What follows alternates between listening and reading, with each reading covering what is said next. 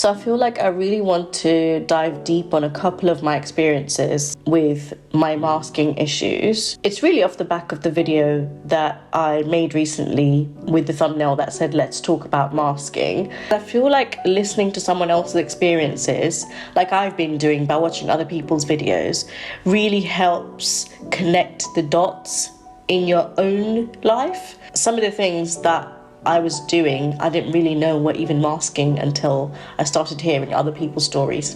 But again, I want to repeat that it's not conscious. When you're doing this, you don't know that you're doing it. And actually, obviously you're hearing me talk about this now, but that's because I've had time to reflect. That's all part of self-esteem.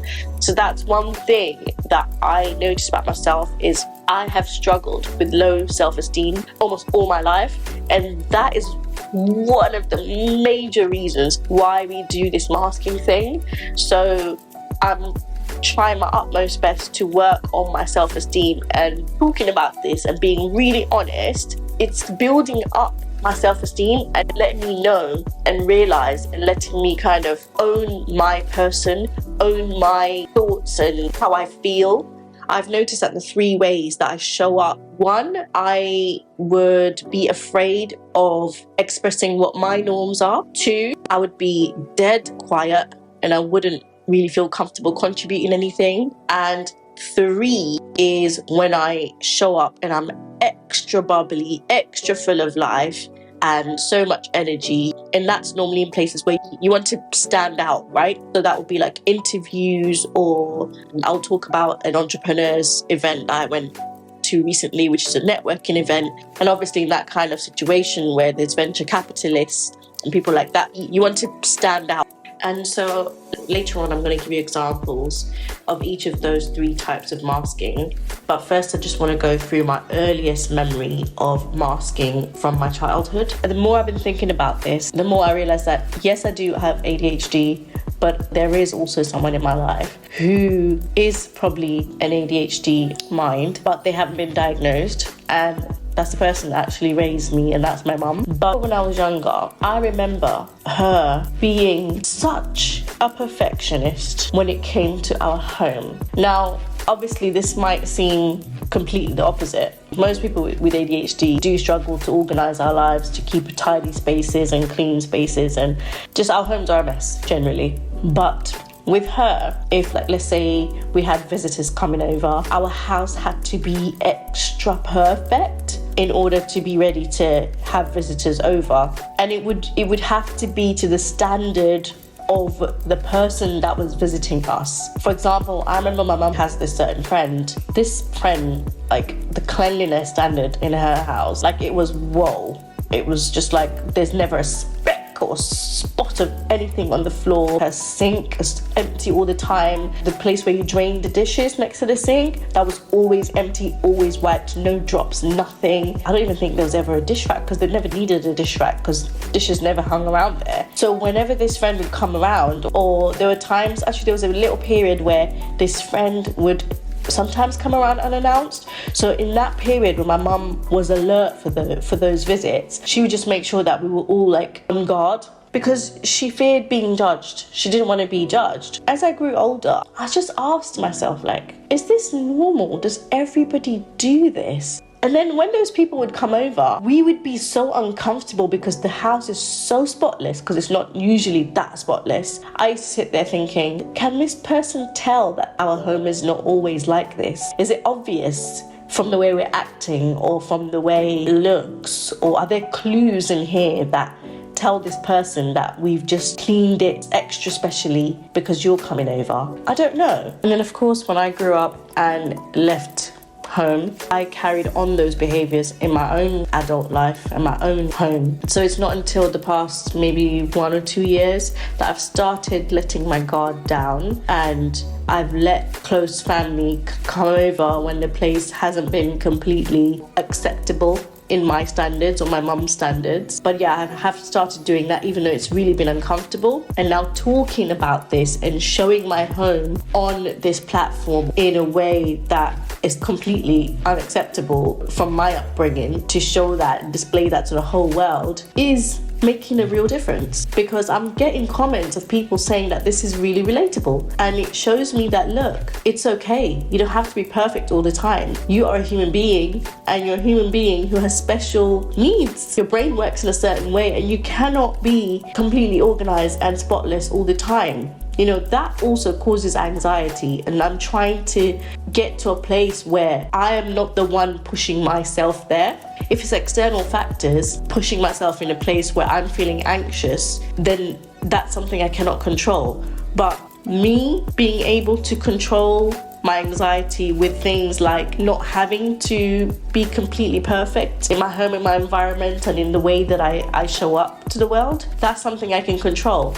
And I will bear the embarrassment and the shame of those things not being 100% perfect if it means that I get to take care of my health in a better way by doing those things, or by not doing those things. So there's that. That's my earliest memory. Okay, so let me give you an example now of a time when I haven't felt comfortable voicing my norms. So in that situation, I would mask that in a certain way. People talk about how they do things and they come across really confident. I also have a way of doing certain things, like my norm, but I don't know how my norm will be received if I say it out loud. Sometimes it will be to do with parenting. When I have conversations with other parents and they're talking about, oh, this is the time they wake up and have their breakfast or their lunch, and this is when their bedtime routine is.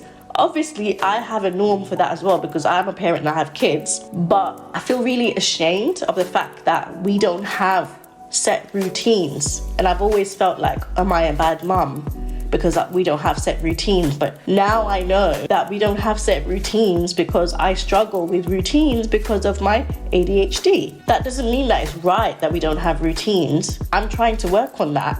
But the mere fact that I'm questioning the way we have routines or we don't have routines, or our lack of, or our inconsistency of routines, the mere fact that I'm questioning that and I want to become better at that shows that obviously I'm not a bad mum. But when I'm speaking to these other parents who have things set a certain way, and they take their kids to tennis and they take the kids to swimming, and I can't stick to taking my kids to one activity and be consistent, it makes me feel so bad. So I don't really want to mention that. So sometimes I won't say anything, or sometimes I will just generalize stuff. So like, if I've managed to take my kids swimming like 2 weeks in a row a year ago, I will say, yeah, they used to go swimming, but they've stopped for a little while because it's I'm finding it difficult with work and all that. This is something else that people with ADHD do, and it's not really spoken about a lot, but we do fib and lie quite a lot, because we do that to cover up the fact that we don't know what we think we should have known, because it makes us look incompetent, it makes us look irresponsible. You should know if your child is in a Christmas play, you should know the date, you should know what part they're playing, you should know what song they're singing, you should know what time it is, you should have already booked that day off work.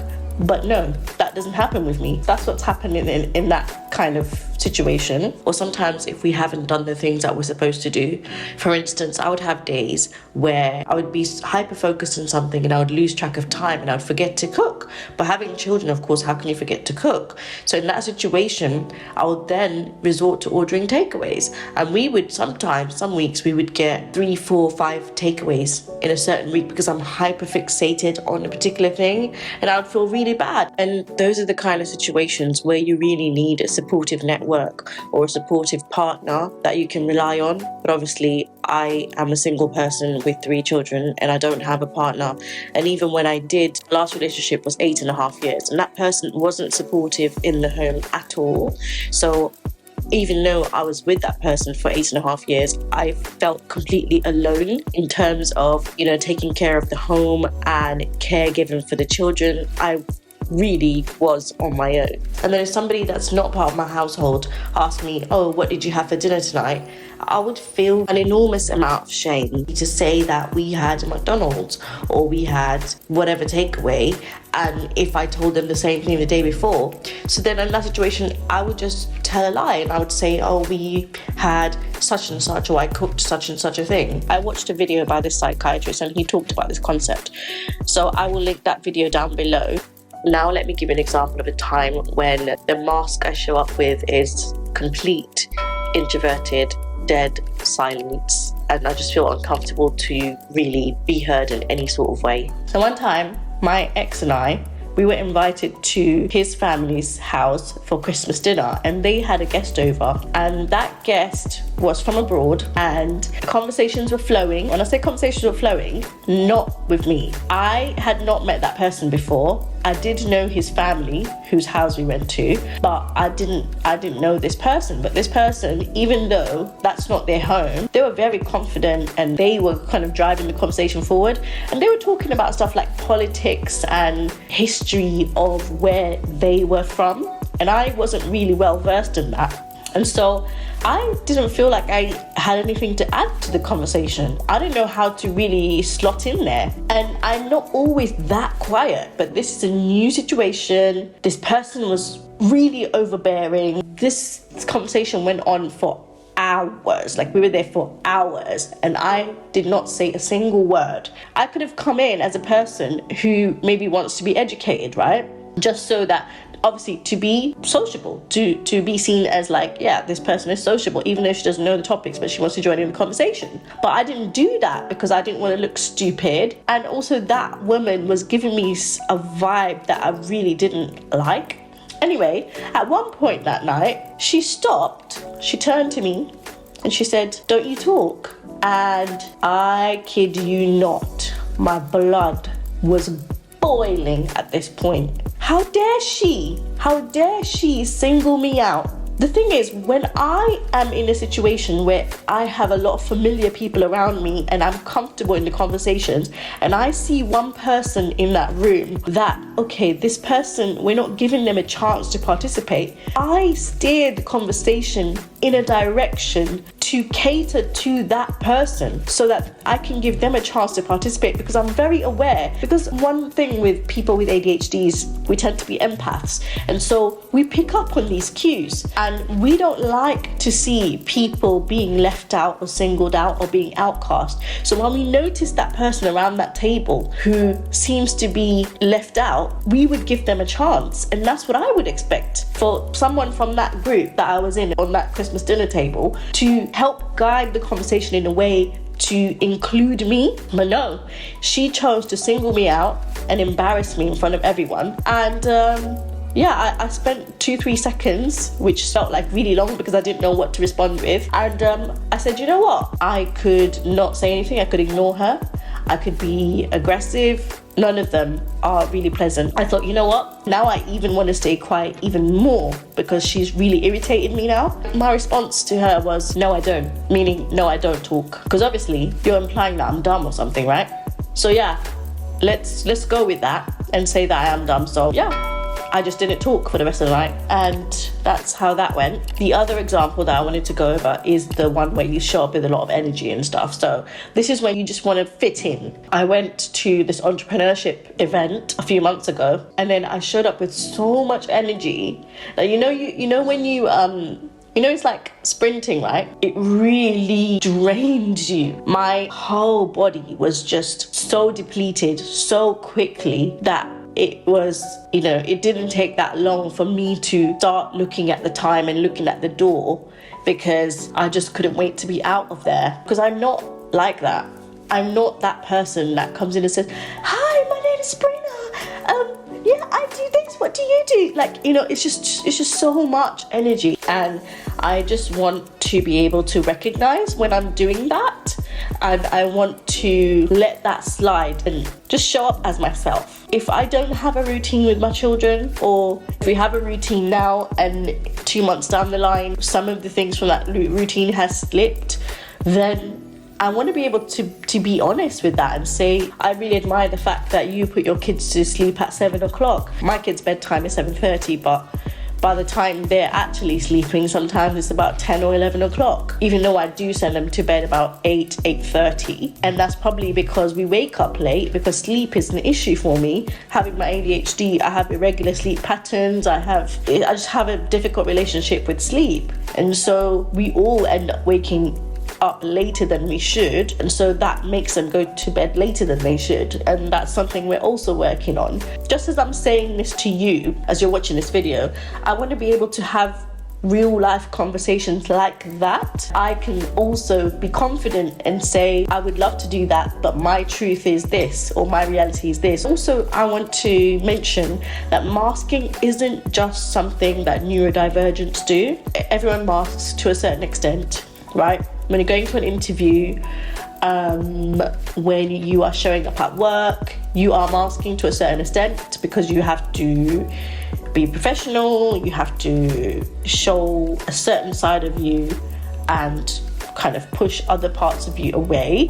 So we do all mask, but people with ADHD and other neurodivergent people, they tend to mask way more in a way that it actually becomes an issue to them. And it started becoming an issue in my life to the point where I don't know who the actual Sabrina is that should be showing up to these situations and what the true Sabrina should be saying or wants to be saying. That's when it becomes a problem. I hope this has been useful to you, as it has been for me to talk about as well. If you want to see another cleaning motivation video just like this, then click here.